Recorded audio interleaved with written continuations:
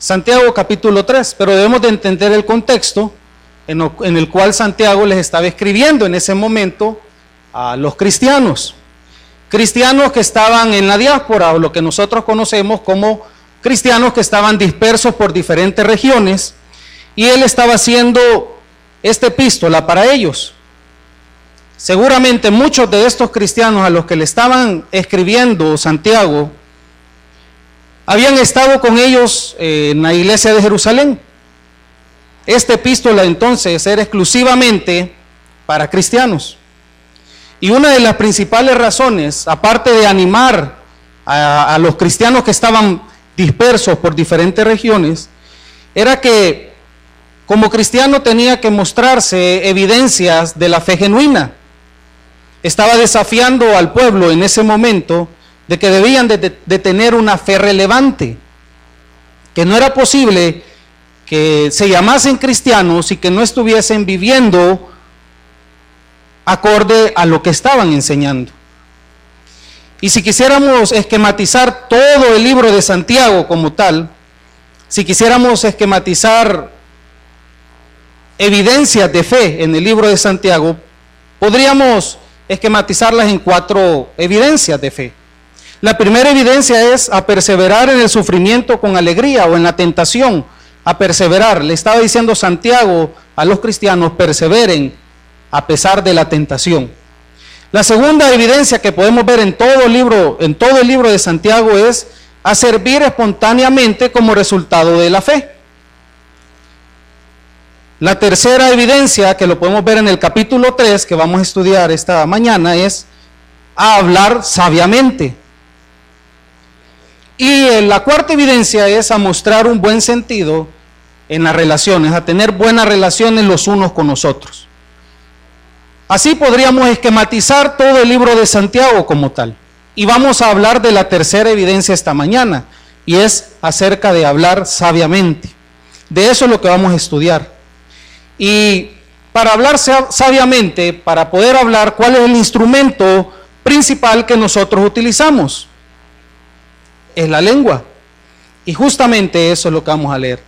Puede acompañarme en el capítulo 3, versículo 1 al 18. Si está cómodo sentado, si quiere ponerse de pie, como usted guste. Capítulo 3, versículo 1. Hermanos míos, no os hagáis maestros muchos de vosotros, sabiendo que recibiremos mayor condenación, porque todos ofendemos muchas veces. Si alguno no ofende en palabra, este es varón perfecto, capaz también de refrenar todo el cuerpo.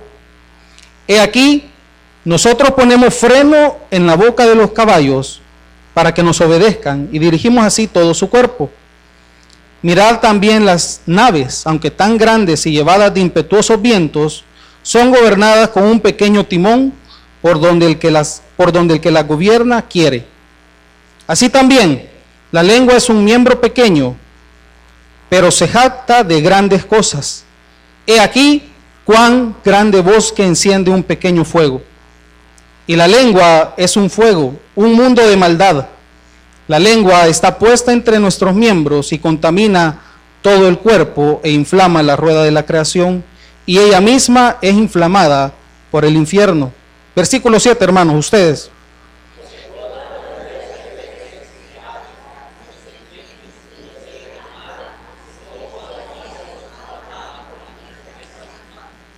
Pero ningún hombre puede domar la lengua, que es un mal que no puede ser refrenado, llena de veneno mortal.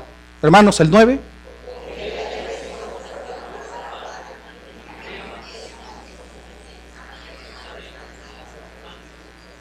De una misma boca proceden bendición y maldición. Hermanos míos, esto no debe ser así.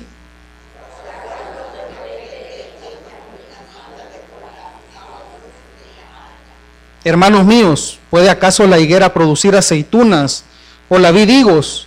Así también ninguna fuente puede dar agua y dulce. Versículo 13.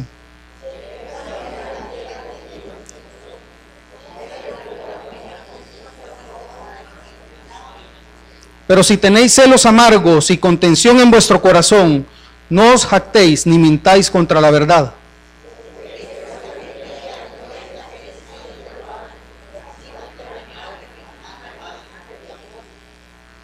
Porque donde hay celos y contención, allí hay perturbación y toda obra perversa.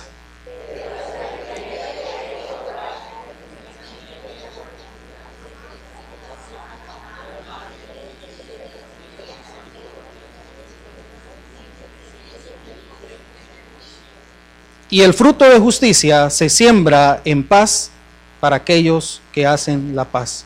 Señor, queremos esta mañana venir con un corazón abierto a tu palabra, Señor, a que podamos escuchar lo que nos quieres decir esta mañana y que sobre todo, amado Padre, podamos aplicarlo en nuestras vidas. Gracias, Señor, en el nombre de Cristo Jesús. Amén. Vemos entonces en Santiago capítulo 3 un tema sumamente delicado y habla acerca de la lengua. Y ya en el capítulo 1, si ustedes pueden estudiarlo, Santiago ya estaba haciendo un preámbulo acerca de este tema tan delicado. En el capítulo 1, versículo 26 dice: si alguno se cree religioso entre vosotros, pero no refrena su lengua, sino que engaña su corazón, la religión de tal es vana. Y también esboza la necesidad de la sabiduría en el capítulo 1, versículo 5. Dice: y si alguno de vosotros tiene falta de sabiduría, pídala a Dios, el cual da a todos abundantemente y sin reproche, y le será dada. Y así podemos ver entonces en el capítulo 3 tres cosas que Santiago les está diciendo a los cristianos y que nos está diciendo a nosotros también. La primera que vamos a estudiar es la necesidad de vigilar y frenar nuestra lengua. La segunda es el peligroso poder que tienen nuestras palabras. Y la tercera, la sabiduría. Y estas tres cosas que vamos a ver nos puede dar entonces la respuesta a cómo hablar sabiamente. No sé si ustedes quieren hablar sabiamente o quieren andar sabiamente en su vida, y seguramente sí. Y para eso, entonces, Santiago inicia en el capítulo 3, versículo 1, haciendo una advertencia. Antes de profundizar en el tema de la lengua como tal, él quiere hacer una advertencia. Si ustedes ven en el versículo 1 del capítulo 3, hace una advertencia a los maestros.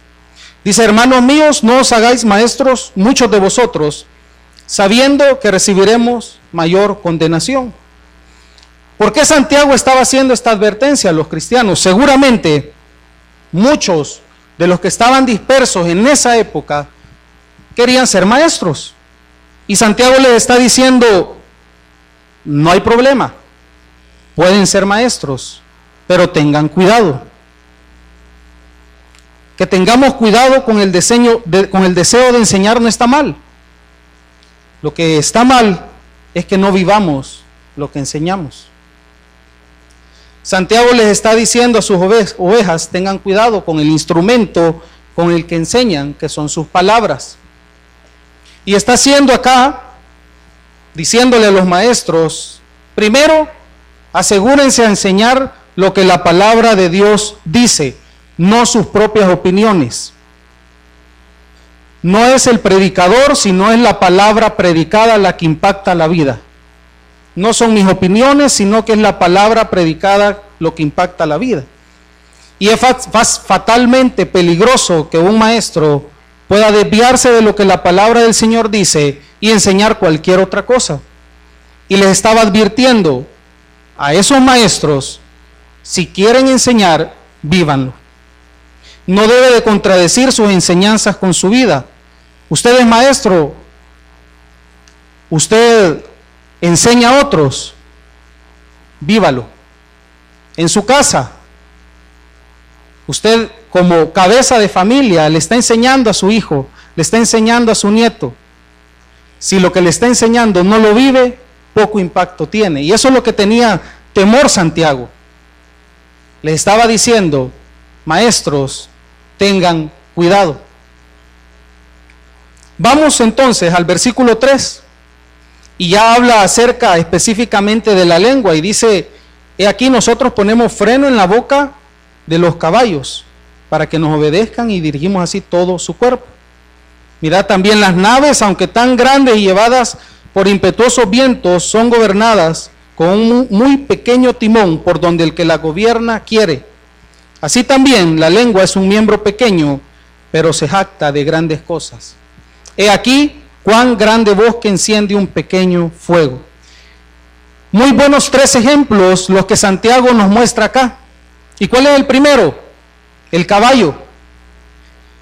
Hasta hace poco tuve la oportunidad de estar presenciando las famosas carreras de cinta. No sé si usted alguna vez en los pueblos ha visto ese tipo de carreras. El caballo va a una excesiva velocidad y el jinete tiene que con una pinza tratar de alcanzar la argolla.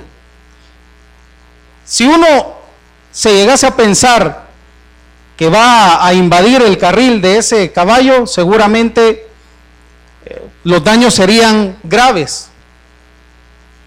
Y acá Santiago nos está diciendo que nuestras palabras, nuestra lengua, son como un caballo, que si no se le pone freno, atropella a cualquiera. ¿Cuántas veces nosotros hemos atropellado a personas con nuestras palabras, con nuestra lengua? Si no le ponemos un freno, hay rienda suelta del caballo. Si usted no le pone freno, si yo no le pongo freno a mi lengua, se va a dejar ir. Nuestras palabras van a seguir, vamos a seguir hablando. Si no se le pone freno, entonces se descontrola. Nuestras palabras son como una nave. El segundo ejemplo que pone Santiago, si no lleva un timón y alguien que las controle, puede desviarnos y desviar a otros. ¿Qué pasaría si una nave, si un barco no tiene su timón? Seguramente el barco se va a perder en el océano, seguramente se va a desviar totalmente el barco, seguramente puede estrellar en cualquier lugar. Si no hay un timón que lo dirija, puede desviarse. Nuestras palabras, entonces, dice Santiago, son como una nave que puede desviar a otros. Y el tercer ejemplo es acerca de la llama. Nuestras palabras son como una llama que puede hacer un gran fuego y con poco destruir expansivamente. ¿Qué pasa con los incendios cuando no son controlados adecuadamente? Sigue su paso, sigue destruyendo, sigue extendiéndose. Si no hay nadie quien lo apague, llega muy lejos. Así es nuestra lengua, así son nuestras palabras. Debe de ser controlable. Y eso del fuego lo tenían muy claro en esa época, por el clima seco, por la agricultura que era la principal fuente de crecimiento económico en ese momento. Ellos sabían muy bien lo que era el fuego y entendían muy bien entonces de que el fuego era peligroso y que con pequeño podía encenderse. Así entonces son nuestras palabras. Como cristianos, nosotros debemos de estar conscientes entonces que con nuestras palabras podemos desviar, podemos destruir y podemos atropellar. 3 cosas graves que el apóstol Santiago está diciendo acá. Pero él lo que quiere también decir es que lo importante es que lo podamos controlar. Y qué difícil es controlar entonces la lengua. En el versículo 6 dice, y la lengua es un fuego, un mundo de maldad. La lengua está puesta entre nuestros miembros y contamina todo el cuerpo e inflama la rueda de la creación y ella misma es inflamada por el infierno. En la traducción del lenguaje actual, este mismo versículo dice, las palabras que decimos con nuestra lengua son como el fuego Nuestra lengua tiene mucho poder para hacer el mal, puede echar a perder toda nuestra vida y hacer que nos quememos en el mismo infierno. Esa es la gravedad de las palabras. Santiago describe nuestras palabras que no son controladas adecuadamente como perverso, como perversas, como un fuego que quema, como un mundo que maldice. No vamos a entrar a detalles teológicos en el tema de la rueda de la creación. Lo importante que nos dice acá es que nuestras palabras, que no son controladas, vienen desde el mismo infierno. La gasolina viene desde el mismo enemigo. ¿Cuántas veces nuestras palabras han destruido la existencia de otros? ¿Cuántas veces hemos dejado marcado a otras personas? O quizás usted fue marcado por un yo no te quiero, por un no vales la pena, por un no sirves para nada. Las palabras tienen poder de destruir nuestra existencia. Quizás los psicólogos que están acá puedan darnos validez de que muchos de los problemas de adolescentes, muchos de los problemas de jóvenes es porque los padres no han sido de buena influencia y han marcado sus vidas con palabras hirientes. Seguramente usted recuerda aquella palabra que le dijo su amigo, aquella palabra que le dijo su hermano, su papá, su mamá, y lo guarda en su corazón. Hasta esa gravedad llega entonces nuestras palabras. En el versículo 7 y 8 continúa Santiago diciendo: porque toda naturaleza de bestias y de aves y de serpientes y de seres del mar se doma y ha sido domada por la naturaleza humana, pero ningún hombre puede domar la lengua, que es un mal que no puede ser refrenado y que está lleno de veneno mortal. En el versículo 7 nos está diciendo: al hombre se le dio la capacidad de domar a todos los animales, y lo vemos en el Génesis con Adán y Eva. Y seguimos viéndolo actualmente como el hombre sigue adiestrando a los animales. Pero Santiago está diciendo que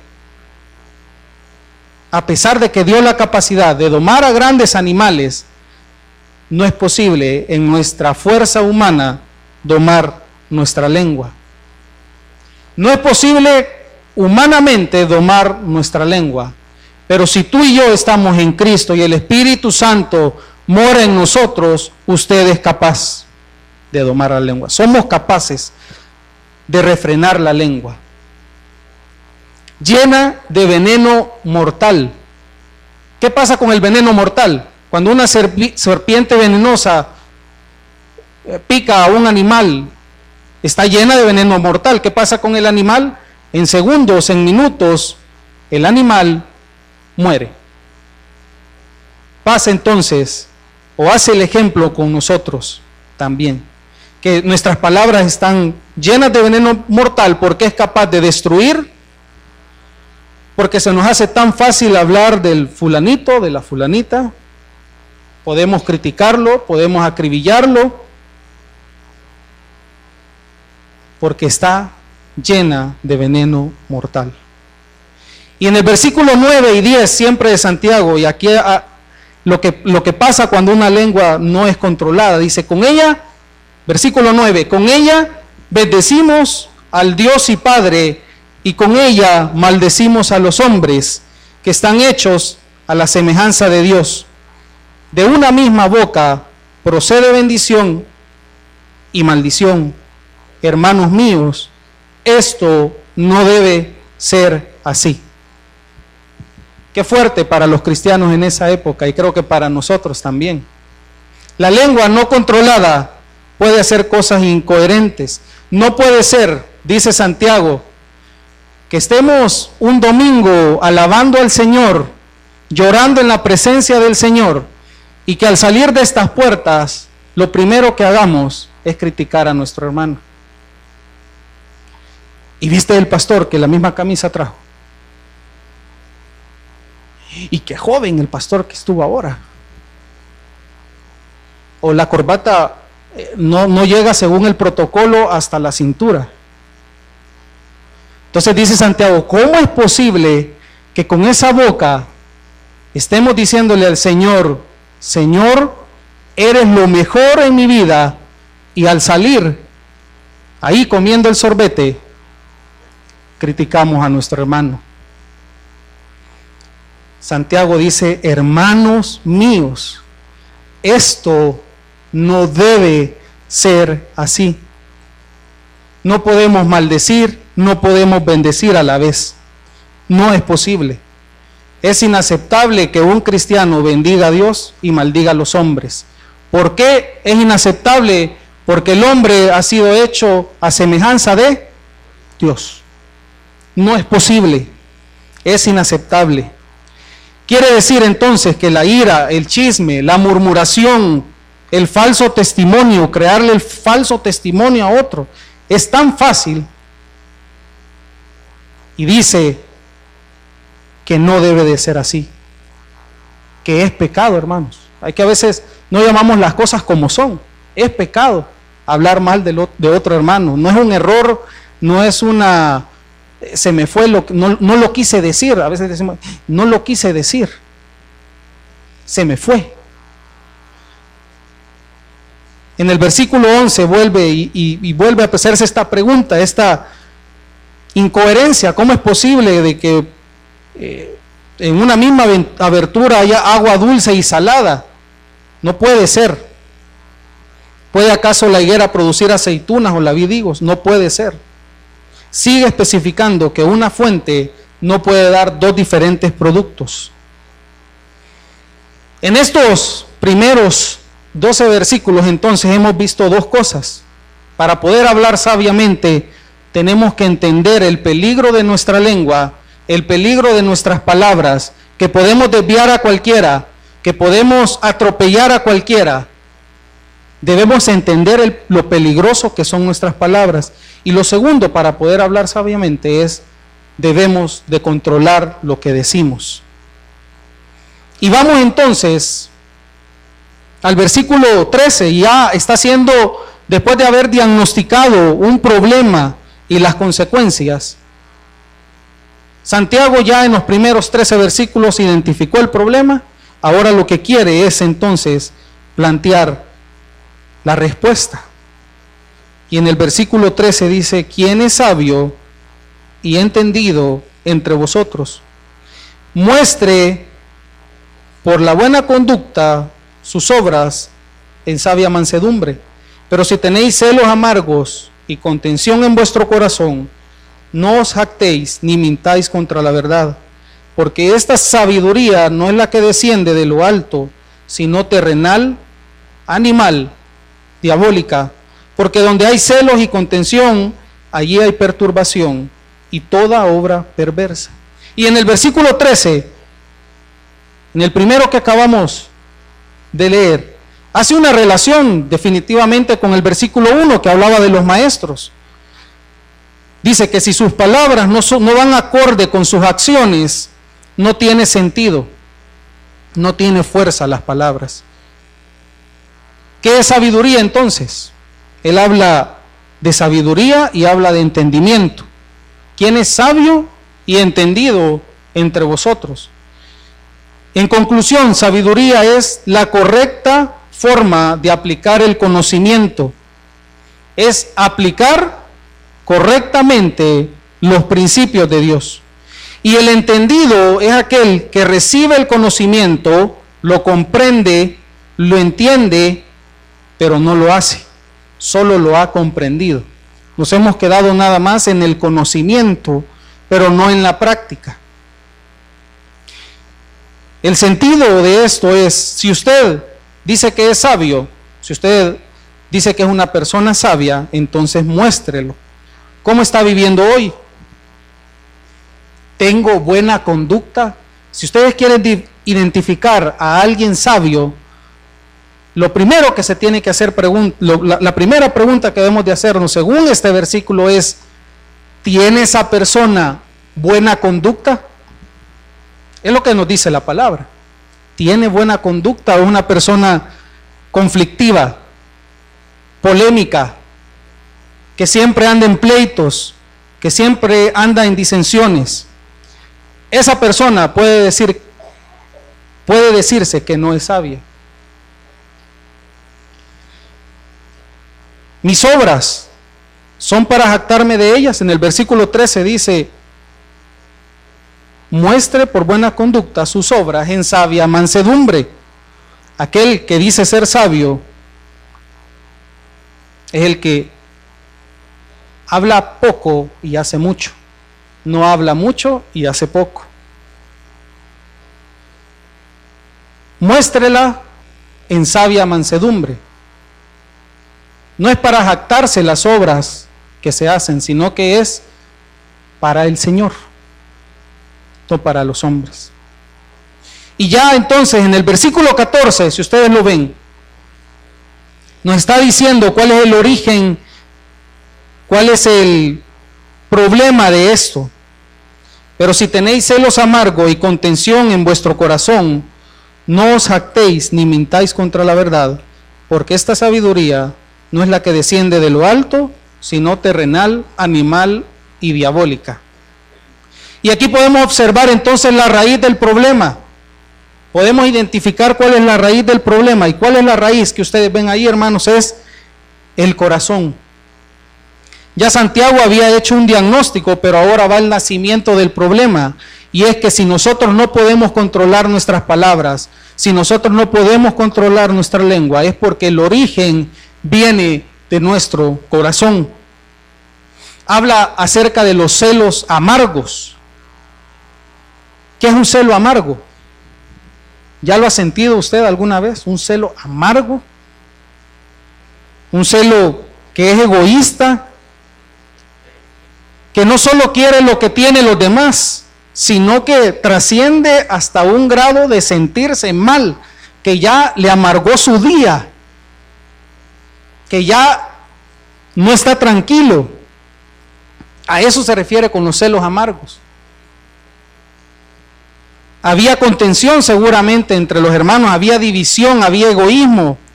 El cuerpo de Cristo estaba siendo seguramente dañado y por eso Santiago estaba escribiendo esto. No es posible de que dentro de la iglesia hayan celos amargos. No es posible, nos dice acá la palabra. Esta sabiduría humana, o la sabiduría que no desciende de lo alto, es la que produce pleitos, disensión. Santiago estaba consciente que había luchas entre las familias, entre la iglesia, entre los hermanos, pero recuerda que esto era totalmente pecaminoso.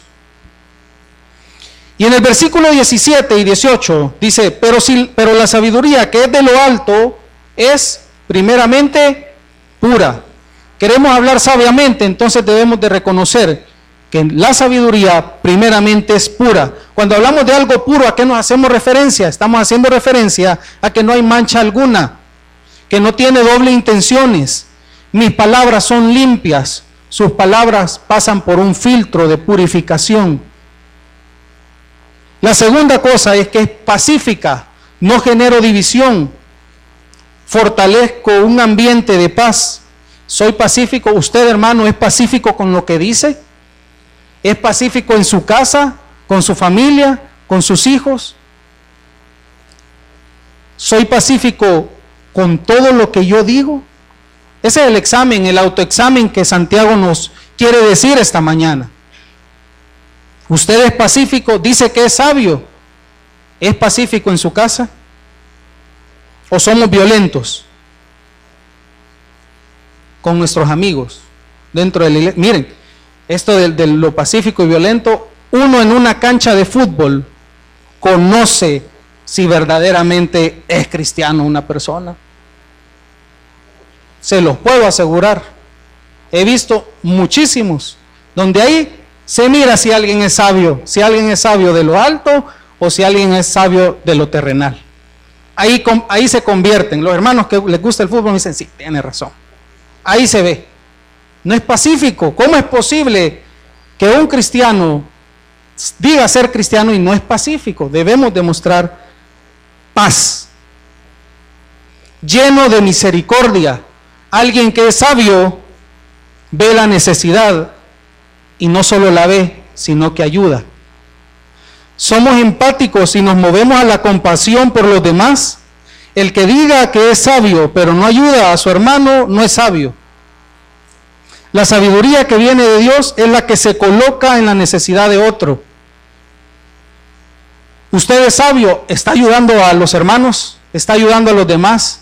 Ahí veo las cajas de la bolsa de misericordia. Usted trae su bolsa de misericordia, es empático. Eso es una característica de poder ser sabios. Buenos frutos, sin incertidumbre y sin hipocresía. No es una fachada, el sabio no es una fachada, no es hacer creer a la persona que tenga una conducta diferente en la iglesia, otra conducta diferente en la casa, otra conducta diferente en el trabajo. Vuelve a hablar Santiago acerca también de la integridad. El hombre sabio no es hipócrita.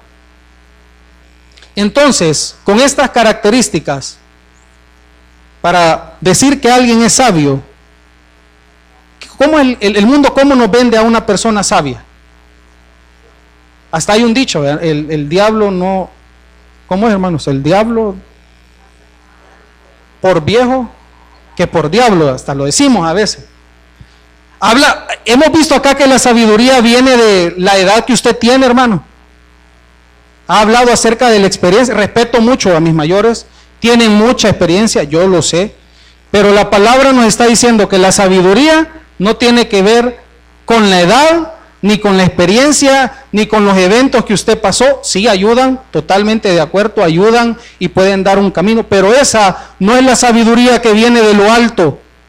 La sabiduría que viene de lo alto es lo que nos está diciendo acá la palabra. Y el sabio, según el mundo, puede ser aquel que se considere el más viejo del grupo, el que más experiencia ha tenido, o que si usted habla con él de cualquier cosa, él le saca plática. Yo conozco a muchos, no aquí, en otro lugar, que usted cuando habla con él, si habla acerca de reparar aviones, le dice cómo reparar aviones, cómo reparar carros, cómo reparar todo. Él se la sabe de todas. Él se la sabe. Pero eso es lo que nos vende el mundo, que es una persona sabia, que se la sabe todas. Y no es así, según lo que hemos visto en la palabra. Ni el inteligente ni el sabio del mundo se compara con el sabio según la palabra de Dios. Es humilde, tiene un concepto de sí mismo no más alto que los demás. No da un show de lo que sabe, no da un espectáculo de lo que sabe. Es humilde, escucha y mira al prójimo. Esa es la verdadera sabiduría. Examinémonos entonces si estas características son aplicables en nuestra vida. Examinémonos si estamos siendo sabios en nuestra casa, si estamos siendo sabios en nuestro trabajo, si estamos siendo sabios acá en la iglesia. La pregunta para ir cerrando ya este capítulo 3 es: ¿tú y yo estamos dirigiéndonos sabiamente con los demás? Si nos decimos ser cristianos maduros, una característica de un cristiano maduro no es porque estuvo acá los 47 años desde que se fundó la iglesia. Una característica de un cristiano maduro es aquel que sabe refrenar su lengua. ¿Hablamos con gracia con los demás? ¿Somos firmes y vivimos confiados de lo que Dios hace en nuestras vidas? ¿Servimos a los demás con compasión? ¿Vemos la necesidad del prójimo y vamos hacia él? ¿Hablamos como Dios quiere que hablemos o como usted piensa que debe de hablar? ¿Qué clase de hombre y mujer es usted hoy, esta mañana? Porque si usted y yo entendemos que la palabra de Santiago en esa época era tan relevante como ahora es relevante para nuestras vidas, entonces vamos a comenzar a practicarlo.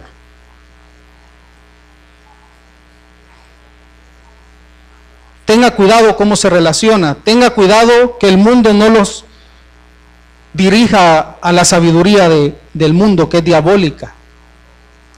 Asegurémonos a parecernos más a Cristo. Y entonces, para poder hablar sabiamente, debemos de vigilar y frenar nuestra lengua. Debemos de reconocer lo peligroso que es su boca, su lengua, sus palabras. Y lo tercero es entender, no solo entender la palabra del Señor, sino practicarla. Y eso nos va a dar un camino acerca de hablar sabiamente. O eso es la sabiduría de lo alto. 3 cosas que Santiago nos dice. Y quizás esta mañana usted con este capítulo se ha recordado de alguna persona que ha dañado con sus palabras. Quizás se ha recordado ahí en su familia, el esposo ha dañado a la esposa con palabras ásperas. Quizás usted se ha recordado esta mañana de alguna persona que no estaba seguro de lo que estaba pasando y habló mal de él. Y la fulanita, ¿por qué no habrá venido el domingo? Le habló, se preguntó por qué estaba enfermo. O simplemente tiramos esa palabra, esa pequeña llama, para hacer un gran fuego. Y quizás se hizo un gran fuego. Este momento es necesario para reflexionar cómo hemos dirigido nuestras palabras. Y si hemos dañado a alguien o a muchas personas con nuestras palabras, que hoy sea el día que podamos decirle al Señor: Señor, perdóname. De ahora en adelante quiero refrenar mi lengua. Puestos de pie, oremos al Señor y digámosle: gracias, Señor, por tu palabra esta mañana, por desafiarnos a tener una fe relevante, a tener una fe genuina y que se muestre por medio de nuestras acciones. En esta hora quiero pedirte perdón si he dañado a mi familia con las palabras que he dicho, si he dañado a mi hijo, si he dañado a mi esposa. Te quiero pedir perdón. Y si está ahí cerca con su esposa o su familia, dígales: perdón. Quiero ahora en adelante ser sabio según tu palabra, hablar sabiamente. Quiero esta mañana comprometerme delante de ti a poder cambiar mi rumbo, a entender tu palabra y a ponerla en práctica, a ver la necesidad de mi hermano, a ser pacífico en cualquier lugar donde me encuentre, a ser puro y a que mis palabras sean filtradas por medio de tu Espíritu, Señor. Gracias por recordarnos lo importante de cuidar lo que decimos. Gracias, Señor. Y en esta hora que regresamos a nuestras casas, bendícenos, que sea un tiempo de familia, un tiempo de descanso, que podamos seguir reflexionando en tu palabra, Señor, y podamos disfrutar con nuestras familias las bendiciones que tú nos das. En el nombre de Cristo Jesús, amén. Hermanos, están despedidos.